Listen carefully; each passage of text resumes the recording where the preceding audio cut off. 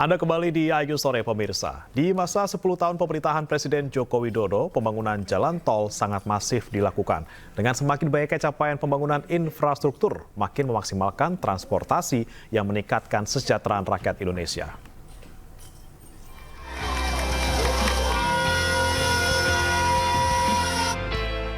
Sepuluh tahun di masa pemerintahan Presiden Joko Widodo, sejumlah capaian infrastruktur telah dihasilkan di Republik Indonesia.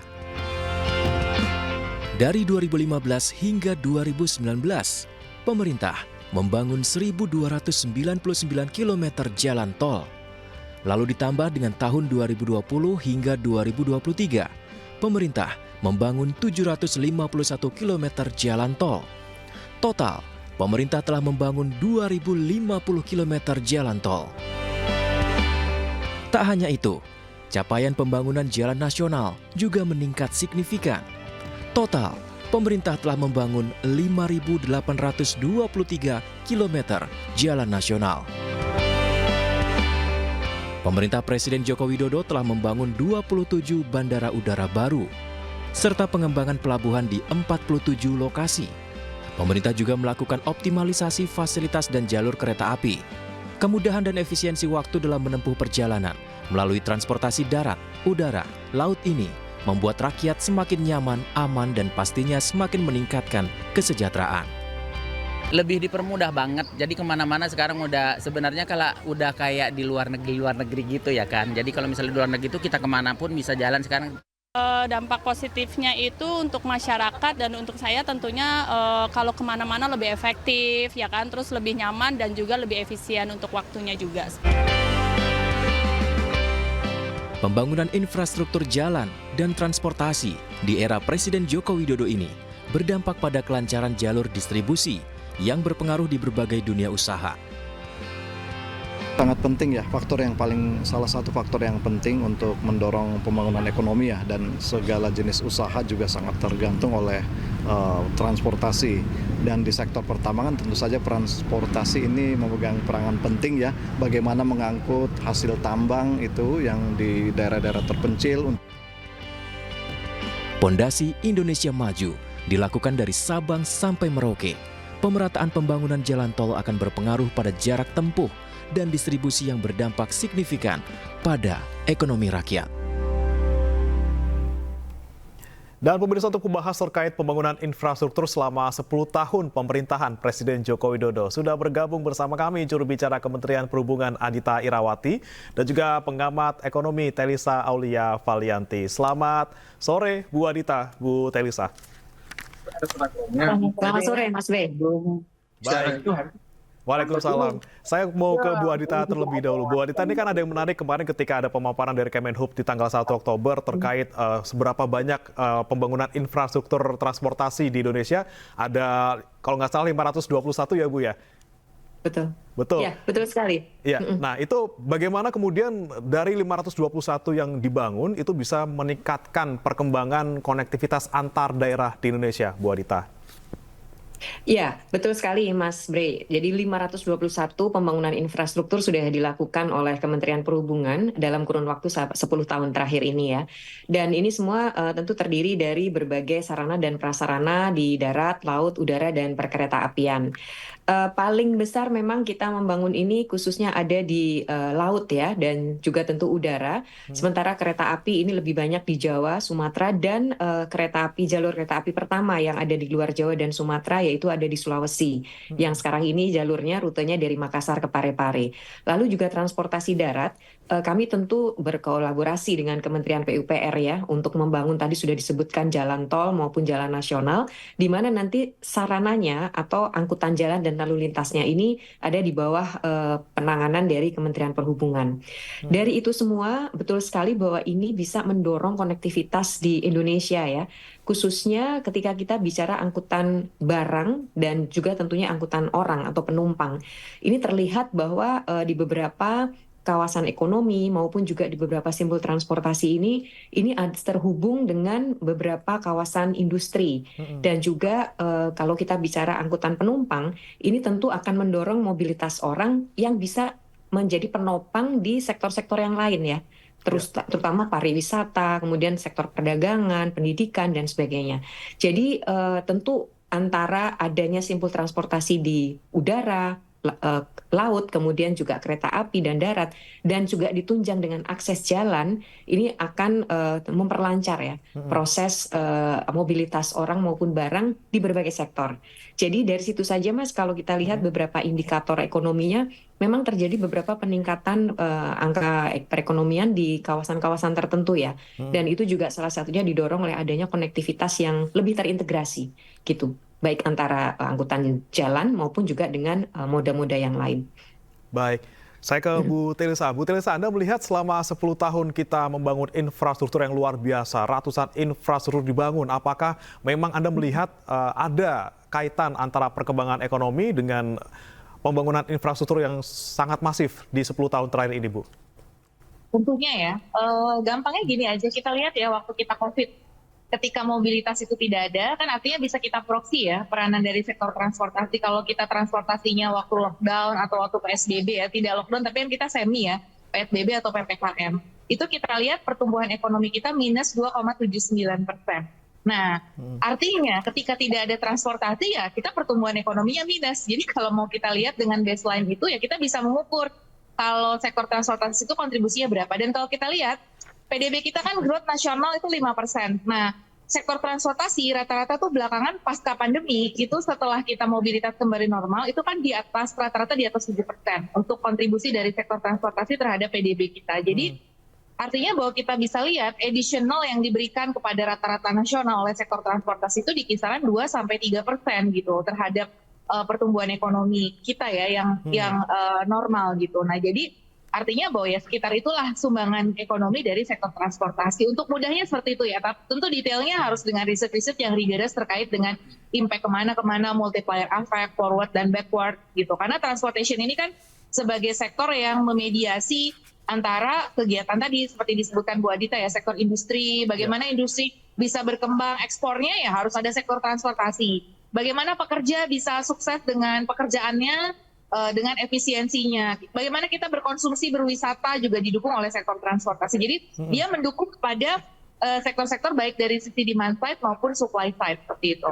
Oke, baik. Saya ke Bu Adita lagi. Bu Adita, ini kan juga ada data dari Kemenhub yang menyebutkan bahwa rasio konektivitas nasional itu berdampak pada PDB itu sekitar 63,5%. Dan tadi Anda juga sebutkan bahwa yang paling banyak dibangun nih dari 521 infrastruktur adalah di laut, Bu Adita. Anda melihat kaitan antara pembangunan yang mungkin sangat banyak di sektor laut dengan perkembangan PDB ini sesignifikan apa sih, Bu Adita? Ya, tentu ada kaitan yang sangat erat ya. Karena kalau kita bicara laut, ini seperti juga dengan nature negara kita, ini kan negara kepulauan ya, Mas Bre ya. Negara kepulauan yang itu sangat tergantung juga dengan transportasi air, khususnya transportasi laut. Transportasi antar pulau, kemudian juga dari dalam negeri dibawa keluar, ini lebih banyak kalau kita bicara logistik, itu adalah transportasi laut ya. Nah, makanya kita membangun pelabuhan-pelabuhan besar maupun kecil, baik itu pelabuhan yang memang difokuskan untuk angkutan barang atau logistik maupun untuk penumpang. Ini dengan adanya peningkatan kontribusi pada PDB tadi, ya kita melihat bahwa ini dampak dari adanya akses-akses untuk melakukan perpindahan barang yang itu tentu punya dampak signifikan ya terhadap tingkat perekonomian kita. Salah satu contoh aja, kita sekarang punya pelabuhan baru ya di Patimban. Ini sebenarnya nantinya ditujukan untuk menjadi hub baru ya, selain Tanjung Priok yang tentunya sekarang ini memang sudah mulai kapasitasnya mulai over capacity gitu. Jadi memang sangat membutuhkan ada satu pelabuhan baru yang ini nanti bisa membagi peran ya, membagi beban jalan khususnya antara Tanjung Priok dengan di Patimban ini. Dan di Patimban juga sudah mulai ada ekspor kendaraan yang nantinya juga akan ada beberapa ekspor kontainer di situ. Jadi kami melihat bahwa dari yang ada sekarang saja sebenarnya logistik laut ini sudah mengalami peningkatan yang cukup besar ya. Dan tentu tadi dampaknya terhadap indeks dari konektivitas maupun juga indeks logistik jadi cukup baik. Tapi sekali lagi ini tidak bisa dilepaskan juga dari adanya akses jalan ya Mas Bre ya. Karena adanya pelabuhan tentu dibutuhkan akses jalan yang memadai. Dan kita lihat juga seperti Patimban, ini sekarang juga akses jalan tolnya sudah cukup baik. Tentu ini yang sangat dibutuhkan ya. Sehingga integrasi antar modanya juga itu kita buka dan memudahkan para pelaku usaha untuk bisa mengakses pelabuhan-pelabuhan besar seperti tadi. Oke, ya Bu Adita tadi Anda sebutkan juga tidak hanya yang laut saja, tapi juga mereka sangat berhubungan terutama juga dengan di darat seperti itu. Dan Tol Jawa sudah selesai dibangun dan sepertinya juga sudah memberikan efek yang luar biasa. Tapi bagaimana dengan di luar Jawa Bu Adita? Apakah luar Jawa ini juga memberikan kontribusi yang cukup signifikan terhadap perekonomian? Iya, justru data yang kami peroleh ya, pertumbuhan yang paling besar signifikan terjadi itu di Sumatera ya, khususnya di jalur-jalur sepanjang adanya jalan tol baru. Dan ini juga dibuktikan selain angkutan untuk barang, ini juga angkutan orang meningkat sangat signifikan. Kita lihat saja parameternya dari masa mudik ya. Di mana masa mudik ini kan peningkatan mobilitas orang dan barang itu sangat tinggi, bahkan bisa dibilang mencapai puncaknya. Itu ternyata justru jalan tol yang ada di Sumatera itu tingkat penggunaannya maupun juga mobilitas orang yang melalui jalan itu adalah yang paling tinggi. Dan ini juga terlihat dari data adanya beberapa penurunan di volume penumpang di moda yang lain. Ternyata memang banyak beralih ke menggunakan transportasi darat. Nah, tentu ini sangat membantu kami juga ya sebagai yang mengelola transportasi secara terintegrasi, adanya akses jalan khususnya di Sumatera. Dan ini mempermudah juga untuk melakukan tadi integrasi antar moda di sepanjang jalur tol tersebut. Nah, ini kesaksian dari masyarakat atau testimoni dari masyarakat juga sangat positif dan juga indikator ekonominya juga di daerah-daerah yang kemudian terbuka aksesnya oleh jalan tol itu terlihat juga ada peningkatan yang cukup signifikan. Baik, banyak masyarakat yang mungkin merasa terbantu dengan adanya akses jalan yang baik. Dan kita akan langsung bertanya nanti, Bu Adita dan juga Bu Telisa, ditahan dulu, kita akan langsung perbarui informasi terkait tol yang juga berhasil dibangun di pemerintahan Jokowi. Salah satunya adalah Tol Cileunyi Sumedang Dawan atau Cisumdawu yang diresmikan pada bulan Juli tahun lalu. Dan bagaimana situasinya saat ini, kami sudah terhubung bersama rekan Toy Iskandar yang saat ini ada di gerbang Tol Pamulihan, Sumedang, Jawa Barat. Ya, Toy Iskandar, kalau Anda lihat sekarang kondisi terkini di Tol Cisumdawu itu bagaimana? Kemudian seberapa efisiensi tol ini bagi masyarakat di sana? Ya, baik Pram dan juga pemirsa dapat kami informasikan saat ini saya berada di salah satu gerbang Tol Pamulihan, Sumedang, Jawa Barat, di mana pada Tol Pamulihan yang diresmikan oleh Presiden Joko Widodo pada tahun Juli 2023 lalu, banyak efisien yang dimanfaatkan oleh warga sekitar, salah satunya warga Cirebon sendiri. Dengan adanya tol Cisadamu ini dimanfaatkan oleh mereka dengan akses yang lebih cepat gitu. Dan biasanya para pengendara juga melintasi di jalur arteri yang melintasi di Dadas Pangeran tersebut. Dan tidak hanya itu, Pram juga pemirsa, dapat kami informasikan juga dengan adanya tol Cisadamu ini membantu perekonomian masyarakat dengan adanya tol tersebut. Dan kita juga akan mengajak dan berbincang dengan salah satu pengendara sepeda mobil sendiri gitu. Dan ini salah satunya pengendara sepeda mobil tersebut dari Cirebon, Jawa Barat. Mas, bisa disampaikan dengan adanya tol Cisadamu ini sangat membantu nggak? Sangat membantu sekali. Biasa kita menempuh lewat arteri bisa 4 jam 5 jam, sekarang kita dengan adanya tol 2 jam sampai 1,5 jam bisa ditempuh. Artinya sangat membantu dengan adanya tol tersebut. Sangat membantu sekali. Ini sering melintasi di tol Cisadamu. Sering. Gimana tanggapannya dengan adanya tol baru yang diresmikan oleh Presiden Jokowi ini? Ya, lebih ditingkatkan lagi jalannya diperbaiki yang usaha-usahanya dipercepat. Nah, artinya sering melintasi dari Cirebon ke Bandung itu. Mau tujuan kemana sih, Mas? Saya dari Bandung mau ke arah Cirebon. Jadi biasa saya sering satu bisa 4 kali. Biasanya menempuh di jalur mana saja? Biasanya sebelum ada tol. Sebelum ada tol kita lewat Palimanan, tembus ke Cadas Pangeran sampai Cileunyi, itu bisa menempuh 4 jam. Dan paling ke perjalanan cuma 2 jam sampai 1,5 jam. Oke. Makasih ya Mas Ahmad. Ya. Iya, pemirsa dapat kami informasikan tadi sempat wawancara dengan adanya tol ini sangat membantu dengan adanya akses tol yang baru diresmikan oleh Presiden Joko Widodo. Seperti itu Pram, kembali ke studio. Baik, terima kasih Toy Iskandar melaporkan langsung dari Gerbang Tol Pamulihan, Sumedang, Jawa Barat. Selamat bertugas kembali. Dan kita akan kembali melanjutkan bincang-bincang kita bersama Bu Adita Irawati dan juga Bu Telisa Aulia. Saya mau ke Bu Telisa. Bu Telisa, tadi kan kita dengar bersama-sama bahwa sangat terbantu nih masyarakat dengan adanya tol yang kemudian bisa mempersingkat waktu perjalanan ataupun waktu tempuh. Nah, menurut Anda, Bu Telisa, ketika kita bicara soal transportasi kaitannya dengan ekonomi, selain jarak tempuh yang mungkin lebih singkat, apa yang kemudian bisa mempengaruhi perkembangan ekonomi di tempat yang sudah dibangun infrastrukturnya? Ya, tentunya tadi kalau kita bicara connectivity ini kan akan create aktivitas ekonomi ya, karena aktivitas ekonomi nggak mungkin terjadi, terutama misalkan agglomeration di perkotaan dan lain sebagainya, itu tidak mungkin terjadi tanpa transportasi yang layak. Jadi transportasi itu selalu dalam sejarah itu mendukung kepada aktivitas ekonomi. Mengapa? Makanya negara Cina kan sangat menekankan ya connectivity dan transportation itu.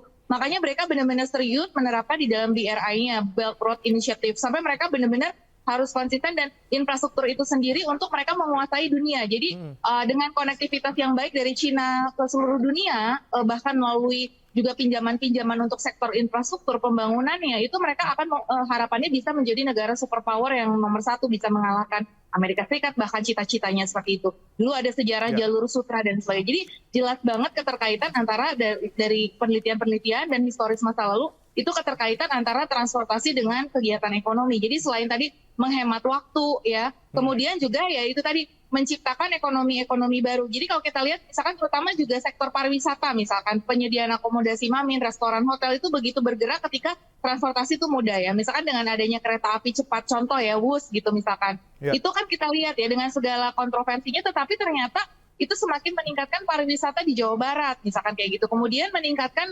konektivitas antara Jakarta dengan Bandung semakin kuat. Nah nanti kan Jakarta Surabaya ke depan. Jadi di Jawa sendiri nanti akan semakin kuat. Nah itu nanti bisa meningkatkan tentunya pertumbuhan PDB di sektor di Pulau Jawa. Kemudian juga bisa meningkatkan dari sisi penyerapan tenaga kerja. Jadi dengan adanya pembangunannya sendiri saja dari konstruksi jalan tol misalkan tadi ataupun konstruksi kereta itu sendiri itu sudah menyerap lapangan kerja dari pembangunan infrastrukturnya itu sendiri ya. Kemudian nanti baru dari jasa yang diciptakan. Jadi itu berlapis-lapis forward dan backward linkage-nya. Jadi ya terutama ke tenaga kerja juga. Jadi selain kepada menciptakan kegiatan-kegiatan ekonomi kepada sektor-sektor PDB yang terkait baik secara backward maupun forward, kemudian juga mempermudah perdagangan pastinya ya. Dengan adanya transportasi, trade juga makin mudah untuk dilakukan. Kita tahu trade adalah salah satu penyumbang juga dan di situ banyak UMKM kita ya di sektor perdagangan. Nah, dengan adanya transportation yang lebih mudah, ini perdagangan juga menjadi lebih mudah. Baik, terjadi jadi aglomerasi. Selain yang utamanya soal jarak dan waktu tempuh, kita juga menantikan multiplier efek ke bidang-bidang lainnya ya, Bu Telisa. Saya terakhir ke Bu Adita. Bu Adita, ini kan tingkat kepuasan masyarakat disebutkan bahwa sangat tinggi terhadap pembangunan infrastruktur yang dilakukan oleh pemerintahan Presiden Joko Widodo. Apa langkah berikutnya? Tentunya tidak akan berhenti sampai sini saja, Bu Adita ya. Ya, Bu Adita, mohon maaf untuk audionya mungkin bisa dibuka dulu, Bu. Ya, baik. Silakan, Bu. Ya, dari hasil survei, tingkat kepuasan memang cukup tinggi. Tetapi tentu kita juga harus melihat aspek apa saja yang masih punya ruang untuk diperbaiki ya, Mas ya. Dan kita tentunya ada beberapa hal yang kita harus akui saat ini masih belum sempurna, dan itu tentu memerlukan adanya pembenahan-pembenahan di sana-sini. Itu satu hal yang justru menjadi fokus kita ya, di sisi mana itu dari hasil survei ini yang memang harus kita perbaiki. Salah satunya tentu adalah bagaimana yang namanya pembangunan infrastruktur itu kemudian bisa dimanfaatkan secara optimal, sehingga nantinya dampak atau outcome-nya itu juga bisa optimal. Nah, ini ada beberapa memang yang kemudian kita harus pastikan bahwa kemanfaatannya betul-betul bisa nyata ya, konkret, bisa digunakan oleh masyarakat, dan tadi bahkan bisa meng-create suatu pertumbuhan ekonomi yang jauh lebih baik daripada yang ada sekarang. Nah, untuk yang sudah dianggap tinggi atau baik, ini tentu juga masih punya ruang ya untuk diperbaiki.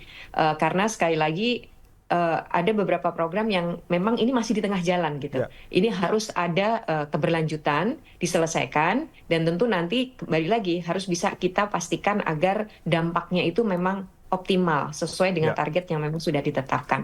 Jadi ada dua sisi Mas ya. Di satu sisi kita harus melihat juga ruang mana yang bisa diperbaiki, di sisi lain yang memang sudah dianggap baik, ya kita harus tetap lakukan evaluasi. Apakah memang masih ada nih sisi-sisi yang kita harus perbaiki. Jadi memang prinsipnya kita sangat berharap nanti ada keberlanjutan Mas di pemerintahan yang baru ya, agar makin optimal nanti pembangunan infrastruktur ini bisa dirasakan manfaatnya oleh masyarakat. Ya, yang jelas kita jangan puas dengan apa yang sudah kita lakukan 10 tahun terakhir, tapi juga nanti bagaimana 10 tahun ke depan atau 5 tahun ke depan, bagaimana kemudian pemerintahan selanjutnya bisa melanjutkan pembangunan transportasi yang juga sudah dinilai cukup baik di masa pemerintahan Pak Joko Widodo. Terima kasih Bu Adita Irawati, juru bicara Kemenhub, dan juga Bu Telisa Aulia Valianti, pengamat ekonomi, sudah bergabung bersama kami di AIG Sore.